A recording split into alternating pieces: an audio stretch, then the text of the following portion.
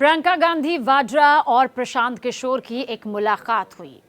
अब इस मुलाकात के कई मायने निकाले जा रहे हैं। बिहार विधानसभा चुनाव तो हो चुका है, नतीजे भी सामने आ चुके हैं, करारी शिकस्त भी यहां पर कांग्रेस के खेमे को मिल चुकी है।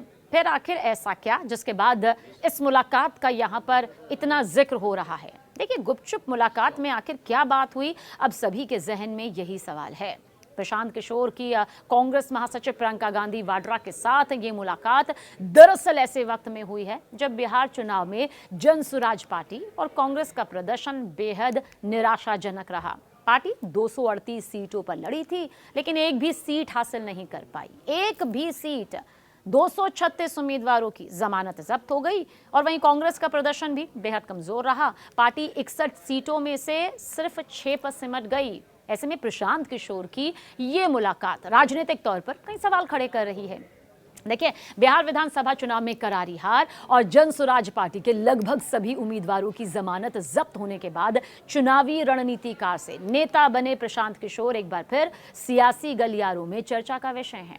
इस बार वजह है उनकी कांग्रेस महासचिव प्रियंका गांधी वाड्रा से हुई सीक्रेट मुलाकात। सूत्रों के मुताबिक ये बैठक करीब 2 घंटे तक चली। हालांकि दोनों पक्षों ने इसकी अहमियत को कम करके दिखाने की कोशिश की। ये मुलाकात ऐसे वक्त में हुई जब बिहार चुनाव में जनसुराज पार्टी का प्रदर्शन पूरे बिहार ने देखा, पूरे देश ने देखा, बेहद निराशाजनक रहा। पार्टी 238 सीटों पर लड़ी थी, एक सीट भी नहीं जीती, शर्मनाक। और 236 उम्मीदवारों की तो जमानत ही जब्त हो गई। वहीं कांग्रेस का प्रदर्शन भी जग जाहिर रहा। कहा, जीत के दावे तो सामने आए बड़े बड़े, लेकिन जीत नहीं मिली। पार्टी 61 सीटों में थी, सिर्फ 6 पर सिमट कर रह गई, महज 6 का आंकड़ा।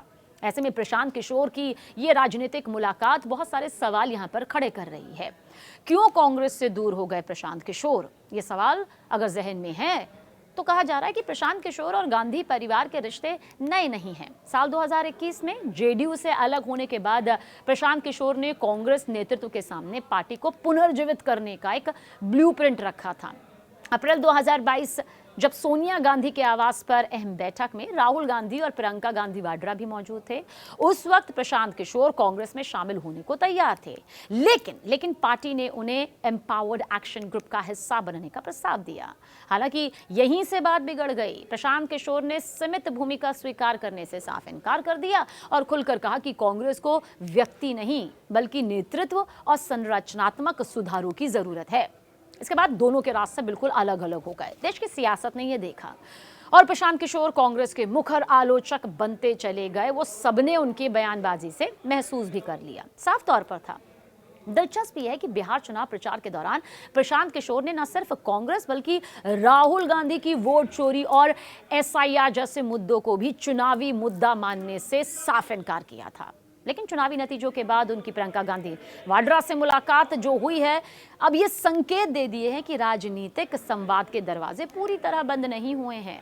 रिपोर्ट में सूत्रों के हवाले से ये बताया गया कि इस बैठक में बिहार की राजनीति, विपक्ष की राजनीति और भविष्य की संभावनाओं पर चर्चा हुई। हालांकि ये बात साफ नहीं है कि किसी औपचारिक राजनीतिक सहयोग तक पहुंचेगी या फिर नहीं पहुंचेगी। वो कड़वाहट जो बहुत सालों पहले से नजर आ रही है, जो बिहार विधानसभा चुनाव में भी देखने को मिली, क्या उसकी कड़वाहट कम हो सकती है? क्या फिर करीब आएंगे किशोर और कांग्रेस? फिलहाल कांग्रेस और प्रशांत किशोर दोनों ही खेमे ये कह रहे हैं कि ये सिर्फ एक शिष्टाचार भेंट थी, लेकिन राजनीति में संयोग कम और संकेत ज्यादा मायने रखते हैं। बिहार में बुरी तरह नाकाम रहने के बाद प्रशांत किशोर का प्रियंका गांधी वाड्रा से मिलना ये जरूर दिखाता है कि वो अपने राजनीतिक विकल्पों पर नए सिरे से विचार कर रहे हैं। अब बड़ा सवाल ये है कि ये मुलाकात महज बातचीत तक सीमित रहेगी या फिर आने वाले वक्त में कांग्रेस और प्रशांत किशोर के रिश्तों में कोई नया मोड़ देखने को मिलेगा। फिलहाल सियासी गलियारों में अटकलों का दौर तेज है। सबकी निगाहें अगले कदम पर टिकी हुई हैं।